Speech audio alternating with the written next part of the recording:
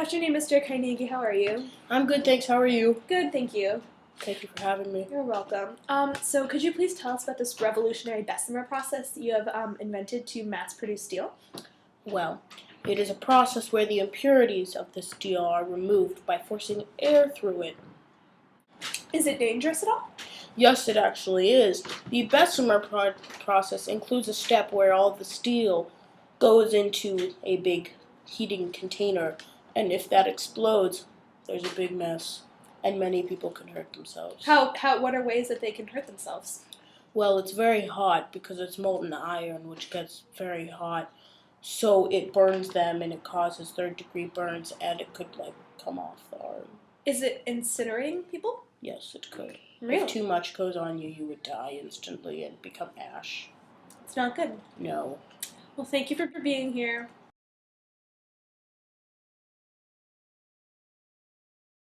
Andrew Carnegie began the age of skyscrapers. Because of his innovation of the mass production of steel, more buildings began to be built, making cities larger and making people dream bigger. People like Thomas Edison, the inventor of the light bulb. Without the mass production of steel invented by Andrew Carnegie, Edison wouldn't have been able to create his commercial power grid that powered the electricity, which in turn powered the light bulbs that he invented. Thomas Edison invented the light bulb in 1879. He had one that could last 14.5 hours with a carbonized filament of uncoated cotton thread, and he kept testing light bulbs and filaments until he discovered a bamboo filament that could last for 1,200 hours, and he also developed the first commercial power utility called Pearl Street Station in Lower Manhattan, and that was able to distribute the electricity so light bulbs could be used in houses.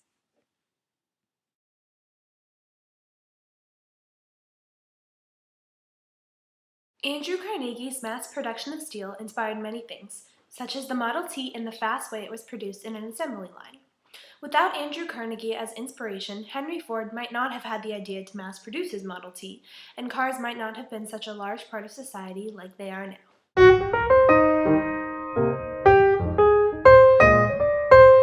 I've done a lot of research on Henry Ford, and I think he's one of the greatest inventors of our modern time, and I think he's just a really, really amazing person.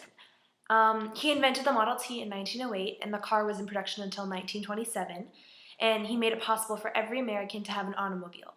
Between 1913 and 1927, over 15 million Model Ts were produced, and he made them affordable by mass producing them in an assembly line. The Model T could reach up to speeds of 45 miles per hour, which at the time was considered very fast.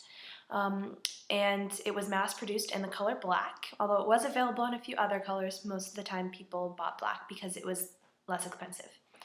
The Model T had a few different styles, such as the 5-seat touring car, the 2-seat runabout, and the 7-seat town car.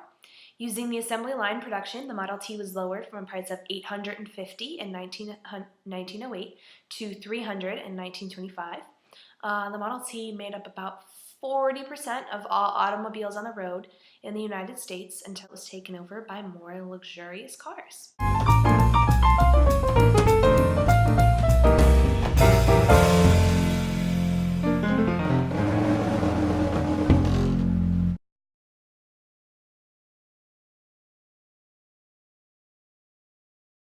Thomas Edison's invention of the light bulb helped to inspire the television invented by Philo Taylor Farnsworth.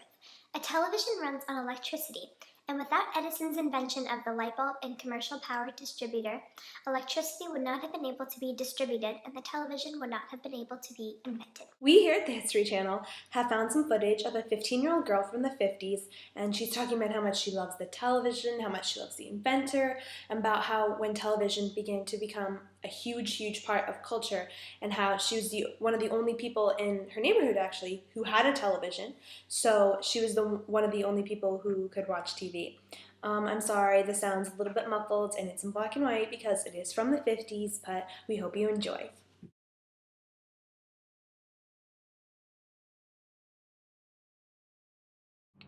I love to watch television. It's this crazy contraption, and it's just so amazing. It's like listening to the radio, but you can actually see what's happening. I love to watch the president make speeches on the television. I also like to watch sporting events, such as wrestling. For the first time, I don't have to go and watch sporting events. I can just sit in my house and watch things on my television.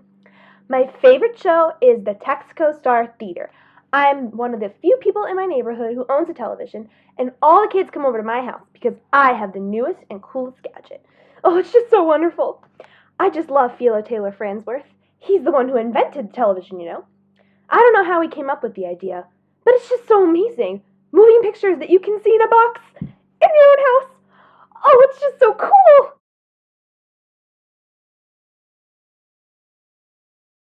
Philo Taylor Farnsworth's invention of the television inspired the invention of the Apple Computer Company and their many products, such as the Apple II. The television was the first screen that was like the multitude of screens we have today. Without the inspiration that comes from the television screen, Steve Jobs and Steve Wozniak might not have invented the Apple II computer, and all the iPhones, iPads, and Mac computers, iPods, and countless other Apple products that we have today might not have been invented, making culture very different. Steve Jobs and Steve Wozniak are the co-founders of Apple, a technology company. They are considered revolutionists because they made computers accessible and easy to use for everyone. In 1977, Jobs and Wozniak came out with the Apple II. According to the Computer History Museum, the Apple II came fully assembled and ready to use with any display monitor, and an Apple II with 4K of memory cost $1,298.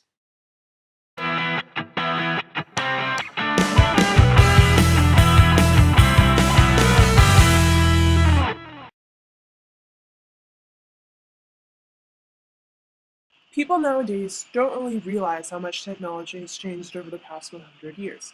Think back.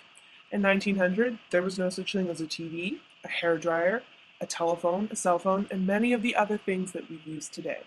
I think that people should appreciate technology for what it is and what part and the large impact it has in our everyday life today. Thank you for watching our program. Tune in next Sunday night at 8 o'clock for Technology Throughout the Civil War. Good night, America.